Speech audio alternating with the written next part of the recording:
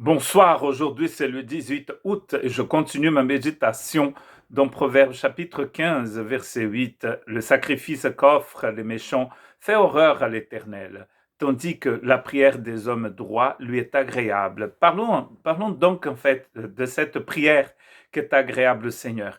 Et pour cela, je voudrais lire dans Ésaïe chapitre 66 aussi, à partir du verset 1. En fait, le verset 1 et 2.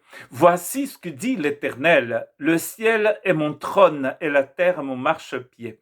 Quelle maison pourrez-vous me construire et quel endroit pourrait être mon lieu de repos? Parfois, nous pensons que nous pouvons en fait décider que certains endroits, ce sont la maison du Seigneur, mais comme s'il avait besoin d'être dans une maison, dans un temple. Nous avons transformé certains endroits en lieux saints. Mais finalement, il n'y a qu'un lieu saint dans les Écritures. Et ça, c'est le cœur de ceux qui sont remplis de la justice de Dieu. Tout cela, c'est ma main qui l'a fait, dit le Seigneur. Et tout a alors reçu l'existence, déclare l'Éternel. Voici sur qui je porterai les regards, sur celui qui est humble et a l'esprit abattu, sur celui qui fait preuve de respect vis-à-vis de ma parole. Il est beaucoup plus intéressé sur les personnes humbles, les cœurs brisés, comme nous dit le psaume que nous avons médité l'autre jour. C'est cela la maison du Seigneur et c'est cela qu'il cherche. C'est pour ça que la prière qui honore Dieu, la prière que Dieu aime, c'est la prière des hommes droits, nous dit Proverbe 15, verset 8. Nous commençons peut-être à comprendre l'importance de voir notre cœur comme un temple. C'est cela que Dieu cherche.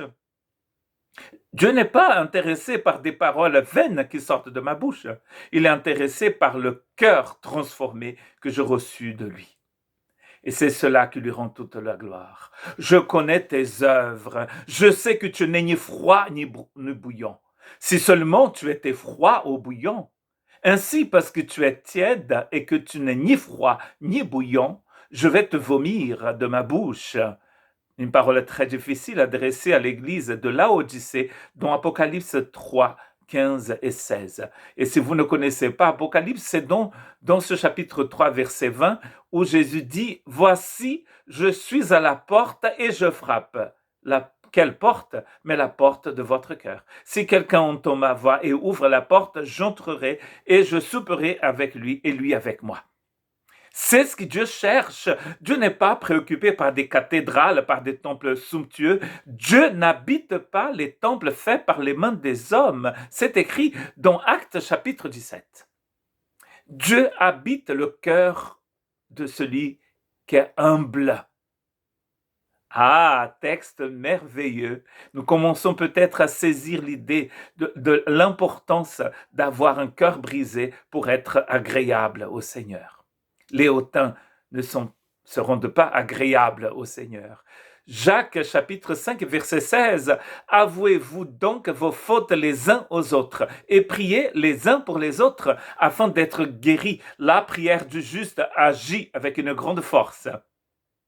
La prière d'un juste agit avec beaucoup de force. Notre cœur est brisé, nous sommes des personnes humbles. Et donc alors, du coup, nous allons prier les uns pour les autres. Et cette prière est puissante. Pourquoi? Parce que notre cœur a été brisé. Et parce que nous avons compris que ce que Dieu cherche, c'est une vie transformée. Ma vie, votre vie. Que Dieu vous bénisse.